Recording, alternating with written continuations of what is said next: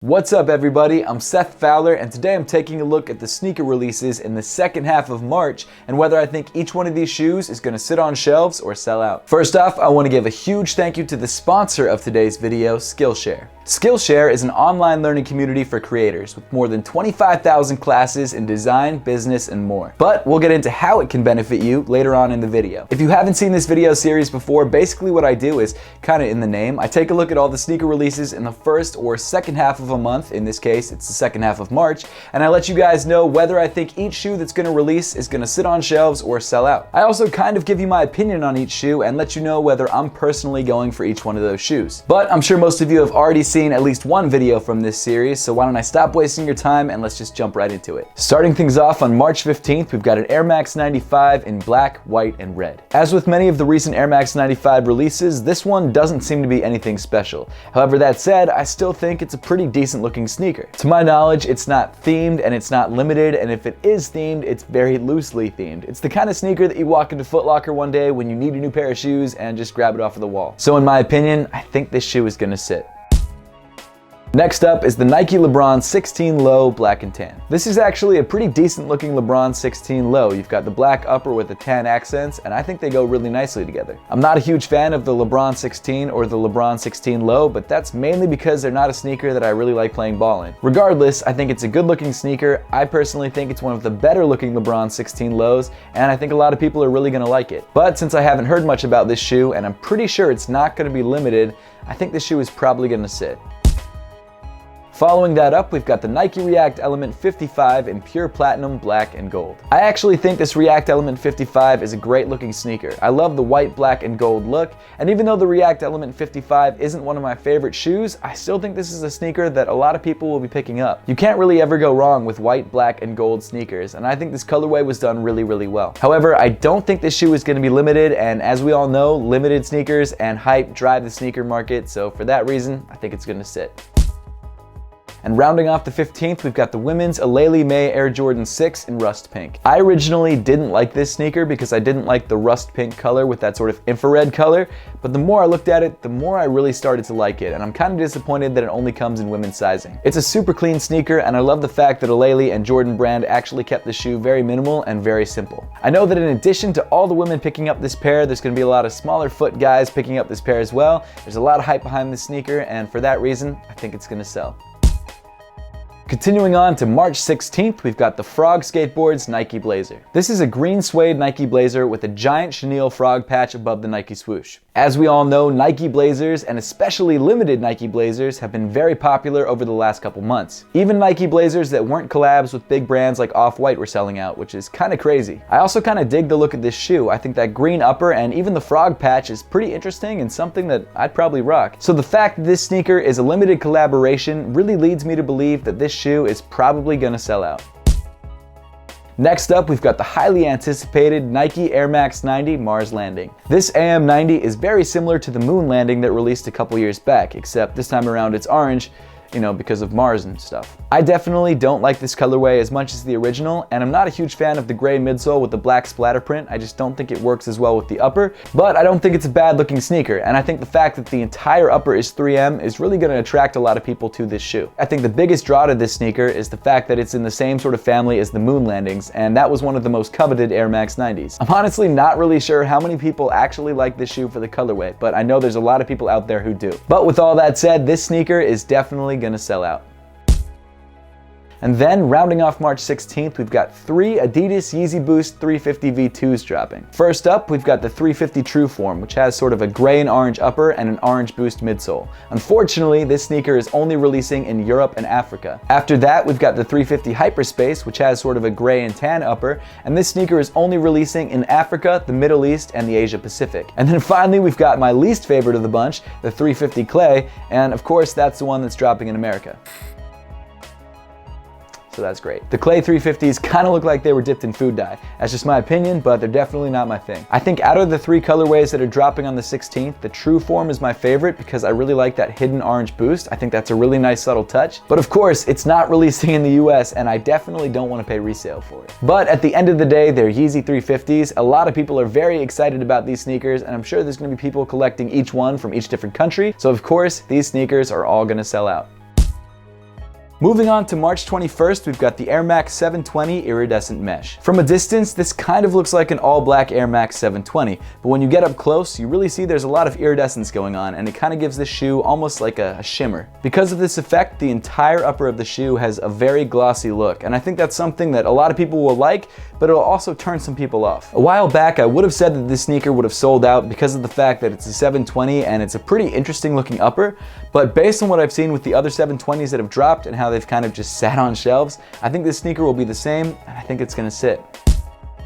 Following that up, we've got 6 sneaker releases in the Throwback Future pack. This pack includes an Air Max 95, an Air Max Plus, an Air Max Dia, an Air Vapor Max 2019, an Air Max 270, and an Air Max 720. All of these sneakers share the same sort of color scheme with a black and purple, almost iridescent look, and all of them are just fine in my opinion. They're nothing special, they're nothing different. They definitely have sort of a retro futuristic look, which I think is what the Throwback Future look is about, but it's not something that I'm really interested in, and I don't think it's that great of a pack. That said, I'm sure there's people out there who love this pack or love 1 or 2 of the sneakers in the pack, but no one's really gonna run out to the store and buy these sneakers, at least not in my opinion. So for that reason, I think they're all gonna sit.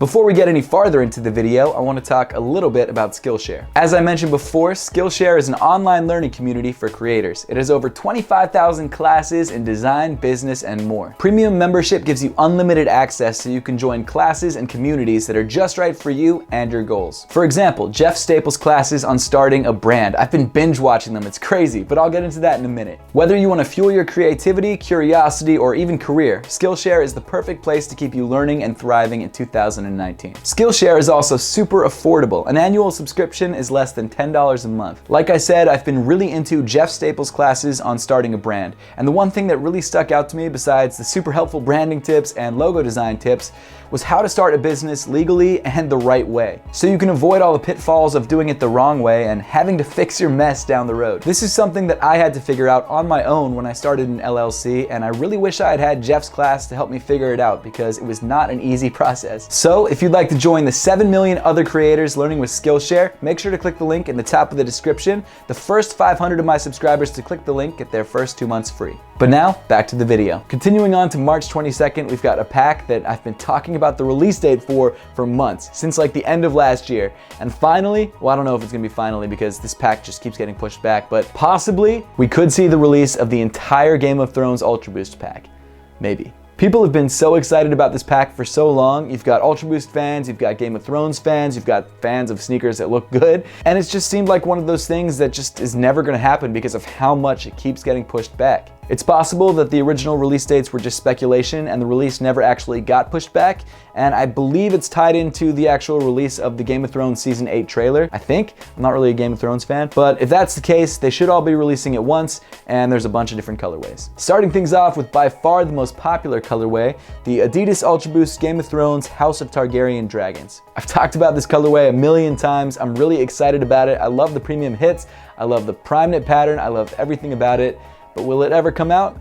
We'll find out. Next, you've got the Ultra Boost Night Watch colorway, which comes in a black and a white, and in my opinion is a little bit boring. After that, you've got the Ultra Boost House Stark colorway, which comes in a gray and a black, and I think is my least favorite of the bunch. Following that up, you've got the Ultra Boost White Walkers colorway, which comes in a white and sort of a translucent blue. Next is the Ultra Boost House Lannister, which comes in red with gold accents, and I think this might be my second favorite colorway, but from what I'm seeing, it might be a women's only release. And then finally, rounding them all off, you've got the Ultra Boost House Targaryen, which comes in white and silver. Now, I really have no idea how limited these sneakers are gonna be, and that's really what determines whether they're gonna sell out or not. I'm pretty sure that the House Targaryen Dragons, which is the first colorway that we talked about, is gonna sell because it's by far the most popular. But the other colorways aren't bad, and I know there's a ton of crazy Game of Thrones fans out there who will run out and pick up these pairs. I'm gonna be optimistic and say that even with the waning popularity of the Ultra Boost, I think all of these colorways, or I hope all of these colorways, end up selling out.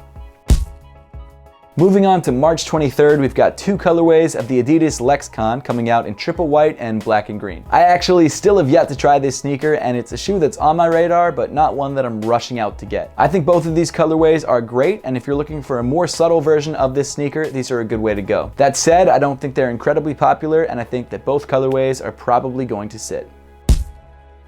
Next up is the Air Jordan 13 Atmosphere Gray. This shoe is a pretty clean, mostly gray Air Jordan 13. It has a couple different shades of gray that differentiate the different panels of the shoe, but it's not anything crazy and it's not anything out there. If you're looking for a more neutral gray Air Jordan 13, this is absolutely the colorway to go for, obviously. However, I don't think anyone's too excited for this shoe, so I'm pretty sure this shoe is gonna sit.